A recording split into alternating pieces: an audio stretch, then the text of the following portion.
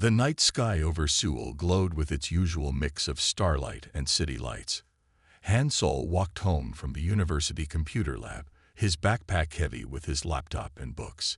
It was almost midnight, and the streets were quieter than usual.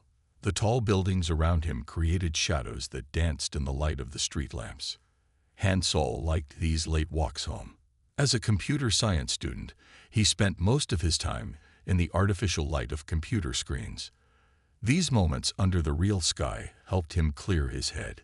He had stayed late at the lab again, working on his AI project. His professors said he had a special talent for understanding how computers thought, even though he sometimes had trouble understanding how people thought. The first strange thing he noticed was how the street lights began to flicker. Then his phone screen went dark. Hansol stopped walking and looked up at the sky. What he saw made him forget about his dead phone. Bright lights streaked across the night sky. At first, he thought they were shooting stars, but they moved too strangely for that. They zigzagged like insects flying around a light bulb. One of the lights grew bigger and brighter. It wasn't moving across the sky anymore. It was coming down. Hansol's feet seemed stuck to the ground as he watched the light crash into the park 3 blocks away. The sound came a second later, not as loud as he expected, more like a car accident than an explosion. Red and blue lights danced in the smoke that rose from the crash site. Any sensible person would have walked the other way. Hansol knew this. He told himself this several times as his feet carried him toward the park. But his curiosity was stronger than his common sense. Besides, someone might need help. The park was dark and empty when he arrived. The crash had left a long scratch in the grass, ending at a clump of trees. Something metal gleamed in the darkness. As Hansol got closer, he realized it wasn't just metal. It was a spacecraft about the size of a small car. Its surface was smooth and silver, with strange patterns that glowed with a soft blue light. A sound made him jump, something between a grunt and a growl. Hansol ducked behind a tree just as 2 figures burst out of the shadows. The first one looked almost human, tall and athletic, with long silver hair that seemed to glow in the darkness. But her skin had a metallic sheen, and patterns of light pulsed across it like circuits on a computer board. She moved with the grace of a dancer, but fought like a warrior. The second figure wasn't human at all. It looked like a robot from a science fiction movie, but more advanced than anything Hansol had ever seen. Its metal surface was dark and dull, and it moved with quick, sharp movements. More robots emerged from the shadows, surrounding the woman. Hansol watched as she fought them. Her movements were beautiful and deadly, but she was outnumbered. One robot caught her arm while another struck her leg. She stumbled, and Hansol saw blood on her side. Her blood was silver, like liquid mercury. Without thinking, Hansol pulled out his laptop. The robots had to be connected to something, controlled by some kind of network. His fingers flew across the keyboard as he searched for any signal he could find. There, a strange frequency his Wi-Fi adapter shouldn't have been able to detect. The code was like nothing he had seen before, but code was code. He could work with this. The woman warrior had fallen to one knee, still fighting but clearly losing. Hansol took a deep breath and started typing. He didn't know exactly what he was doing, but he knew how to create chaos in a network. He sent conflicting commands, created feedback loops, anything to confuse their systems. The robots suddenly stopped moving smoothly. They jerked and twitched, their coordinated attack falling apart. The warrior woman didn't waste the opportunity. Moving faster than Hansol thought possible, she destroyed 3 robots before they could recover. The others retreated into the darkness, movements still jerky and uncoordinated. Then she turned toward Hansol's hiding place. Her eyes glowed with the same blue light as the patterns on her skin. "Come out," she said. Her voice was musical but firm. "I know you helped me. I want to see the one who can manipulate enemy tech so quickly." Hansol stepped out from behind the tree, holding his laptop like a shield. I saw you were in trouble. The robots had to be networked to fight so well together. All networks can be disrupted if you find the right frequency. He was babbling, he knew, but he couldn't help it. The warrior woman was even more impressive up close. She was tall, maybe a head taller than him, and her silver hair moved like it was floating in water. The glowing patterns on her skin formed beautiful, complex designs that seemed to shift and change. "You have good instincts," she said, "and impressive skills. I am Aira." That's a Korean name," Hansol said, surprised. She smiled. "Yes, we choose names that fit the regions we work in. It helps us blend in, though obviously not perfectly." She gestured at her glowing skin. "And you are?" "Hansol. I'm a student. Computer science." He glanced at the broken robots on the ground. "Those aren't from Earth, are they?" "No." Aira's expression grew serious. "And neither am I, as you've probably guessed. Those were hunter-seekers, automated weapons sent to stop me from completing my mission." She winced, pressing a hand to her side where the silver blood still flowed. "You're hurt," Hansol said. "I know some first aid. It's not serious. My body will repair itself soon." Even as she spoke, Hansol could see the wound starting to close. "But I am concerned about what you saw here. This situation is complicated, and now you're involved." Hansol looked at his laptop, then at the broken robots, then at the spacecraft half hidden in the trees. His whole world had changed in the last 15 minutes. What happens now?" Aira studied him for a long moment. The patterns on her skin pulsed slower, more rhythmically. "Now, Hansol, we need to talk.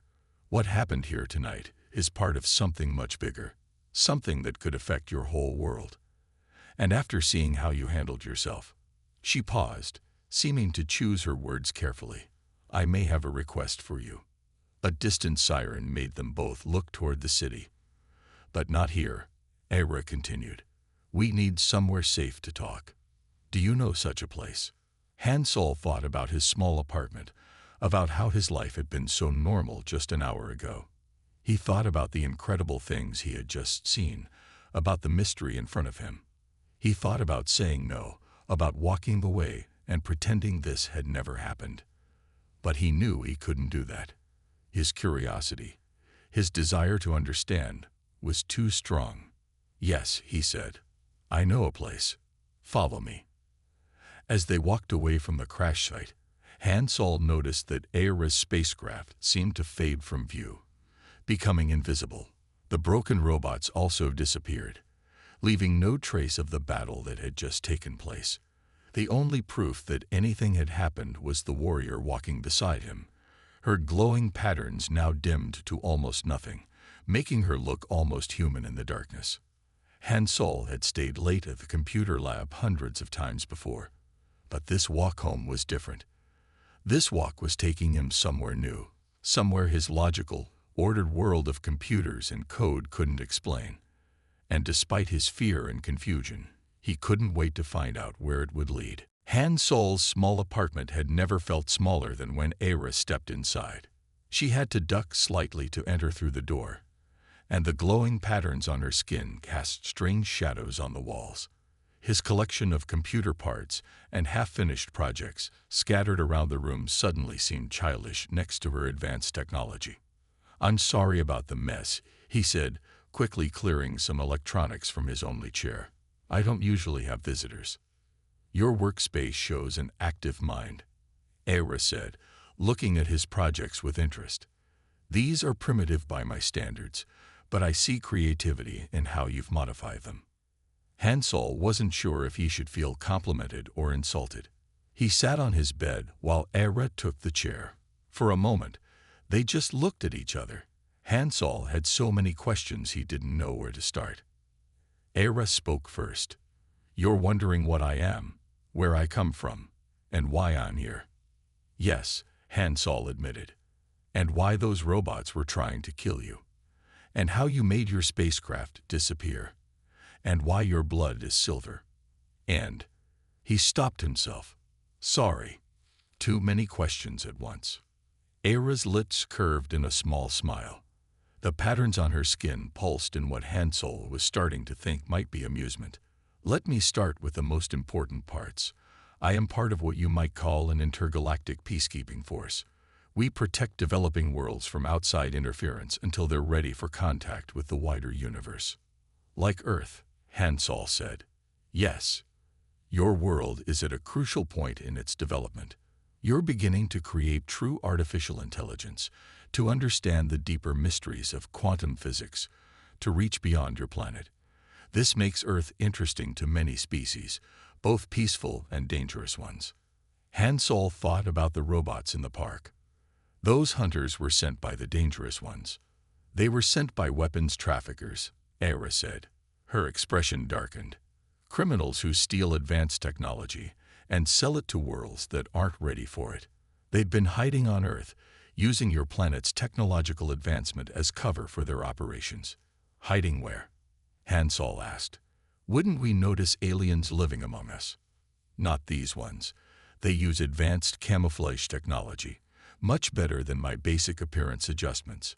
She gestured at her glowing skin. They look completely human. They've embedded themselves in your society, particularly in your technology sector. Hansol's mind raced. They're using our companies as fronts for their weapon sales. Exactly. They're also stealing your emerging technologies, especially in AI development. They believe human innovation has unique potential they can exploit. Era leaned forward, which brings me to my request. Hansol felt his heart beat faster. Here it was, the moment that would probably change his life forever.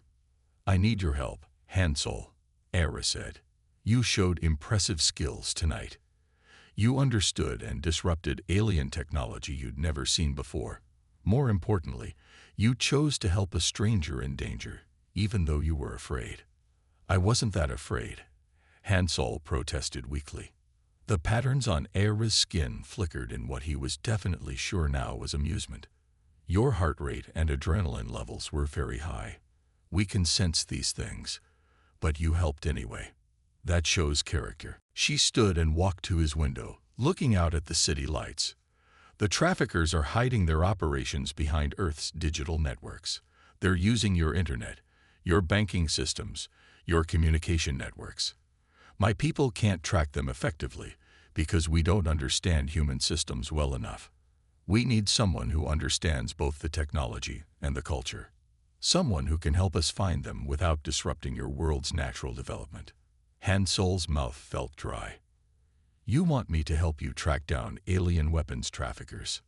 Yes, but you need to understand what this means. Era turned back to face him. You would have to leave Earth with me. We don't know how long it would take. You would see and learn things your world isn't ready to know. You would be in danger.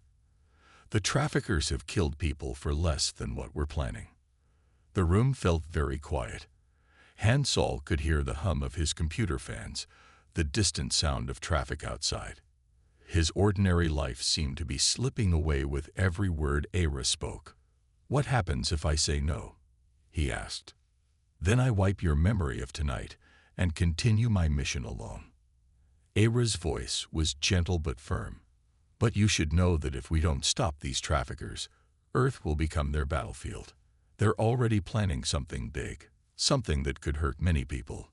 Hansol stood up and walked to his desk. His fingers traced the edge of his keyboard, the ordinary human keyboard he'd used to hack alien robots just hours ago. I have classes, he said. Projects due. My family would worry. We can create a cover story, a sudden research opportunity abroad, perhaps. Time flows differently where we would go. We might be able to complete our mission and return you with minimal disruption to your life here. Might. I won't lie to you, Hansol. This is dangerous. I can't guarantee anything except that what we're doing is important. Hansol picked up a small circuit board he'd been working on. It was supposed to be a simple AI project, teaching a computer to play chess. Now it seemed so basic compared to what he'd seen tonight. Can I think about it? He asked. You have until sunrise, Era said. After that, I must continue my mission, with or without you. Han-Sol nodded.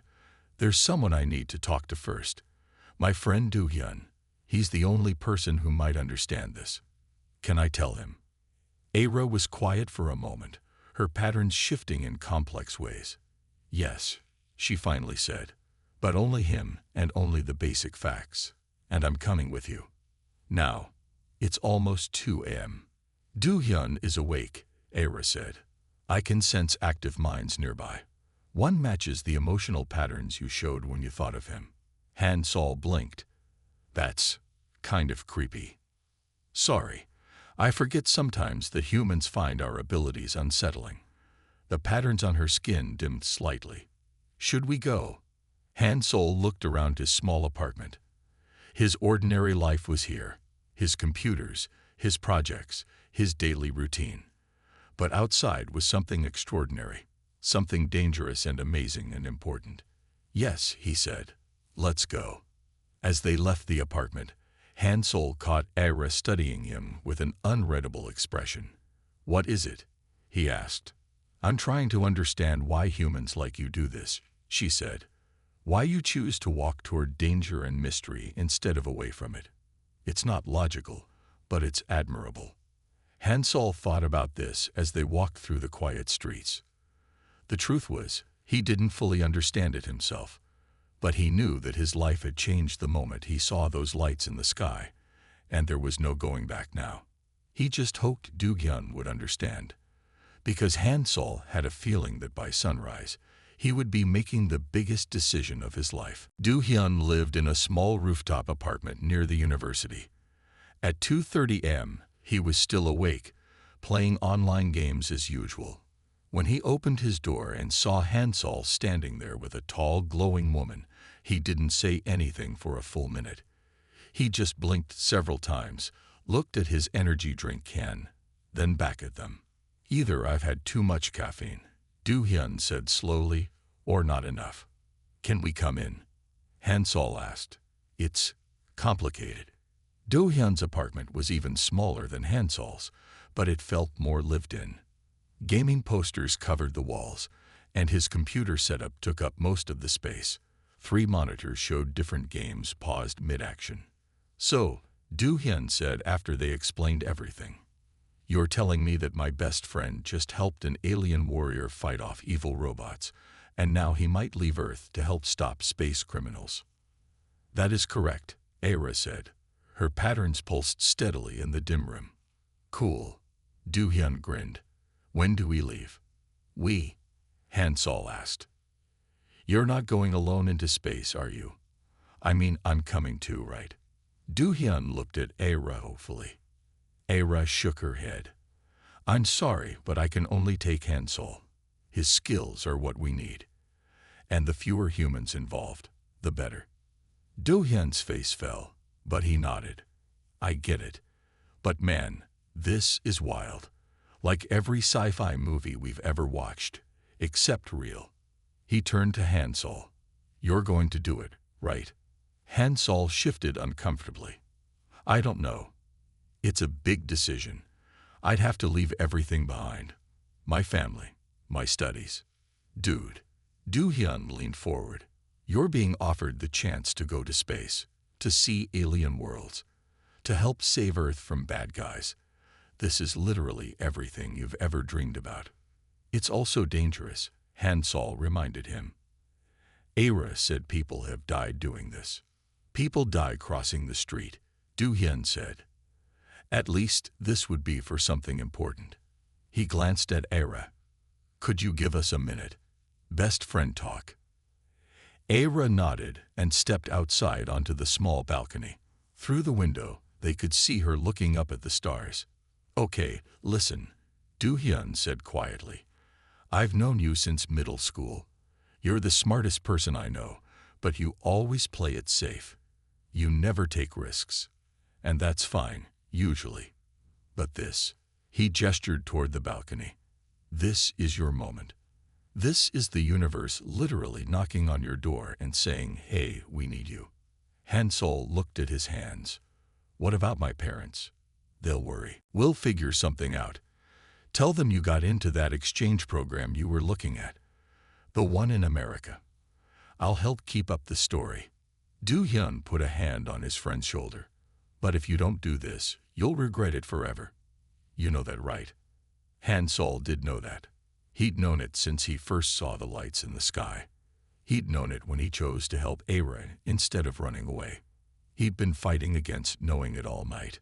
He walked to the balcony door and opened it. "Aira, I have some questions before I decide." She turned to face him, her silver hair reflecting the starlight. "Ask. How long would we be gone?" "In Earth time. A few months at most. As I said, time flows differently where we're going. And what exactly would I be doing?" "You would help me track the traffickers through Earth's digital networks. Help me understand human systems so we can find their hiding places. And," she hesitated, "you would need to learn about our technology too. Quickly." "Would I be in danger the whole time?" "Not the whole time. But yes, there would be dangerous moments. I would protect you as much as I could." Han-sol took a deep breath of the cool night air. "Last question. Why me? There must be better programmers out there. More experienced people." Aira's patterns shifted to a color he hadn't seen before, something between blue and silver. "Because you showed both skill and heart tonight. You didn't just help me technically. You chose to help someone in trouble without thinking of yourself. That combination is rare. And," she smiled slightly, "you ask good questions." Han-sol looked back at Do-hyun, who gave him a thumbs up. Then he looked out at the city, at the ordinary world he'd lived in his whole life. Finally, he looked up at the stars, which suddenly seemed much closer than before. "Okay," he said. "I'll do it." The next few hours passed in a blur. They went back to Han-sol's apartment to pack a small bag. Aira said he wouldn't need much. Do-hyun helped them craft emails to Han-sol's parents and professors about a sudden research opportunity in America. They created social media posts to make the story more believable. As sunrise approached, they stood in the park where everything had started. The damage from the crash and fight was completely gone, as if it had never happened. Aira touched something on her wrist, and her spacecraft shimmered into view. "Last chance to change your mind," she said. Han-sol hugged Do-hyun goodbye. "Take care of my plants," he said, "and delete my browser history if I don't come back." "You better come back," Do-hyun said. "I want to hear every detail." "Well, all the details you're allowed to tell." The inside of the spacecraft was surprisingly comfortable, with seats that adjusted themselves to perfectly fit their bodies. As the door closed, Han-sol saw Do-hyun wave one last time before the ship's camouflage activated. "Are you ready?" Aira asked, her hands moving over controls that looked like flowing light. Han-sol watched the sunrise begin to paint the sky in shades of pink and gold. His ordinary life was down there, safe and predictable.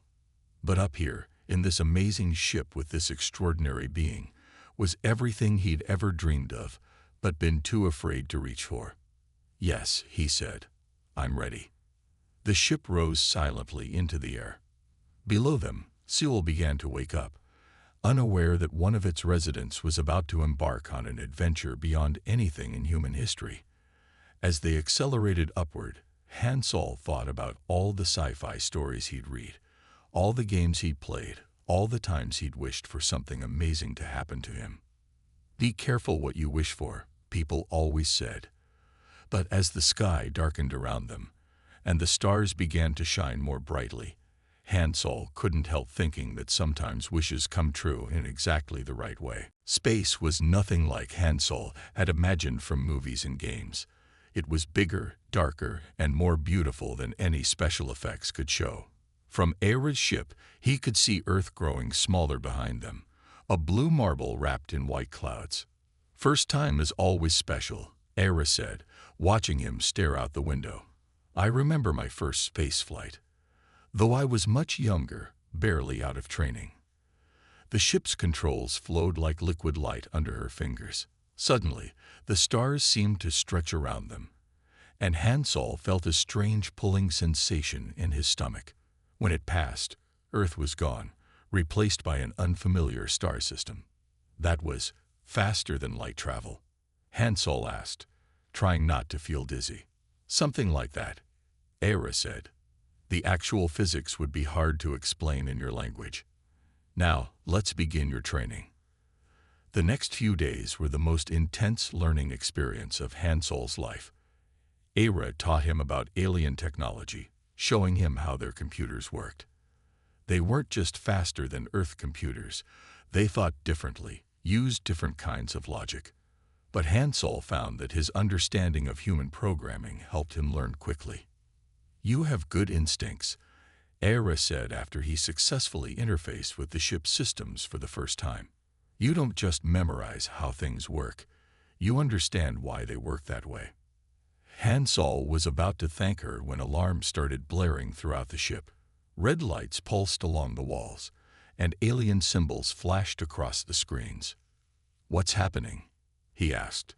"Emergency transmission from my commanding officer, Mireille." Era's fingers danced over the controls. "The traffickers are making their move. They're not just hiding on Earth anymore. They're trying to take control of it." A hologram appeared in the center of the ship. It showed Earth's major cities, with red dots appearing in many of them. "These are their bases," Era explained. "They've hidden themselves inside your biggest technology companies.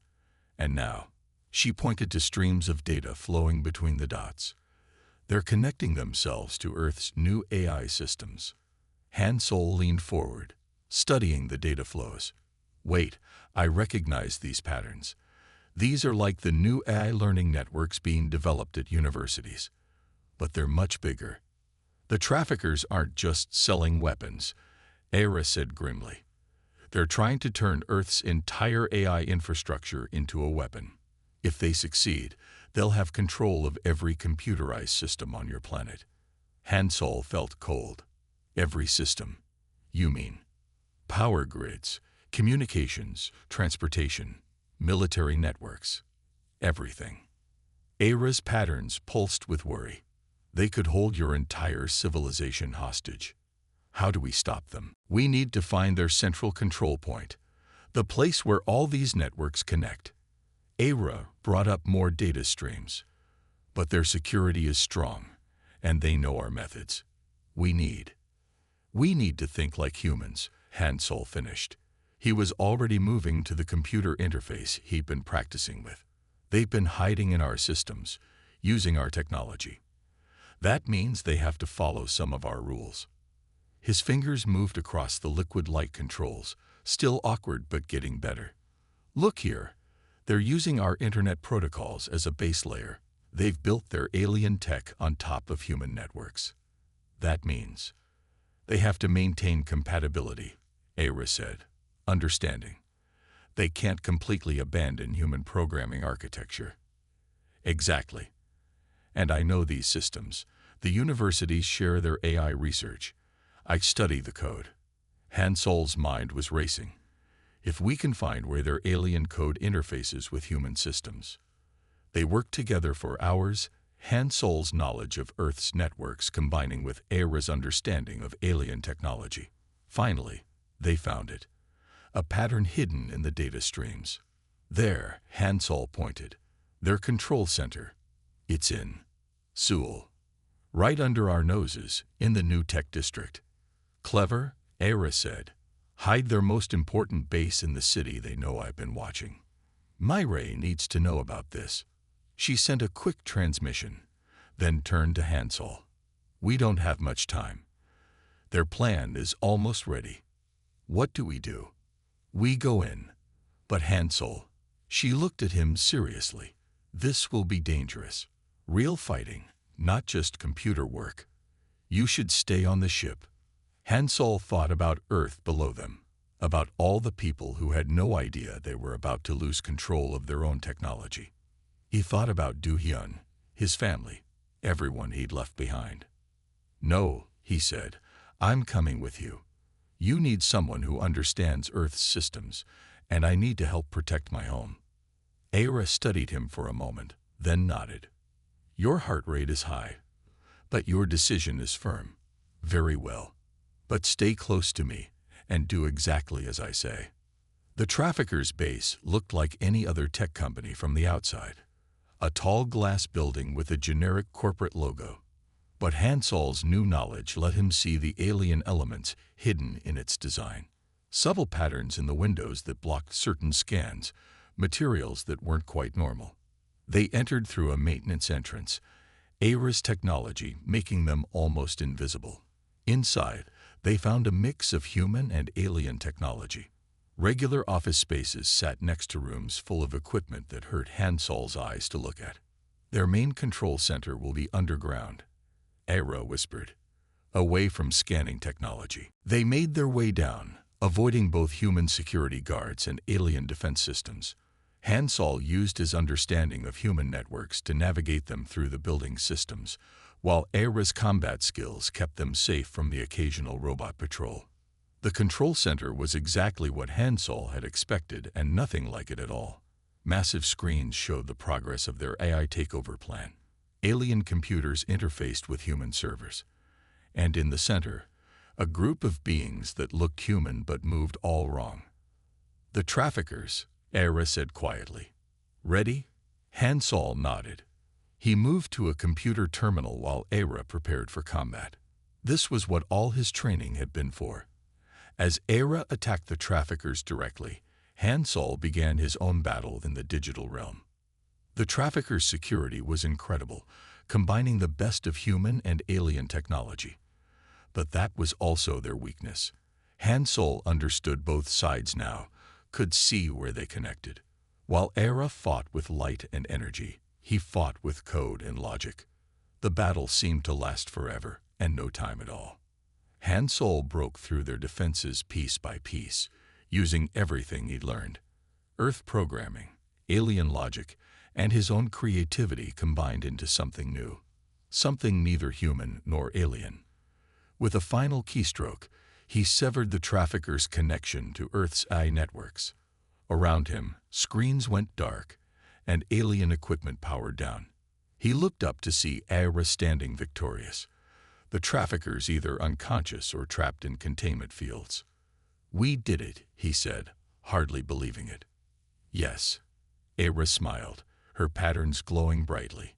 "You did well, Hansol. Very well."